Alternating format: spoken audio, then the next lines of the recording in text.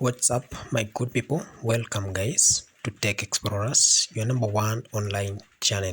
Kindly don't forget to like and subscribe. And in today's video, we'll be learning more how you can be able to disable startup apps in Windows 11. How do you go about it? Let's dive into it. So just click this Windows 11 icon here and go to settings. Then under settings, we need to visit that is apps, or what you call applications. And when you click apps, just right here, just need to single click.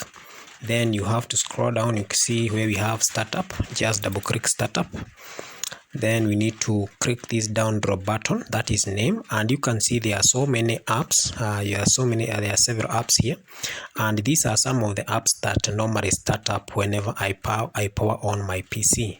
So in case your PC is very slow, the booting time is a bit longer, you can actually disable some of the applications that start up. For example, you can see the Adobe Adapter, that updater utility is currently on, so I can just disable. The Brave updates software is currently on, I can just disable it. We also have Chrome, we also have Microsoft, we also have Microsoft Teams. These are some of the updates that I can actually turn off. We also have Wondershare Studio, I can actually turn it off. Then all the other applications, they are very essential, so I don't have to turn them off. I don't have to turn them off. I can just leave them to start up whenever I power on my PC, because they are essential applications that are actually in use. So anytime they power on, you don't have to disable all applications.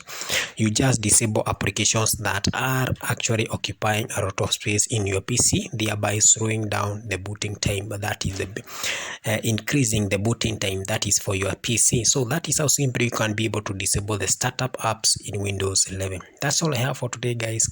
Don't forget to like and subscribe. Goodbye.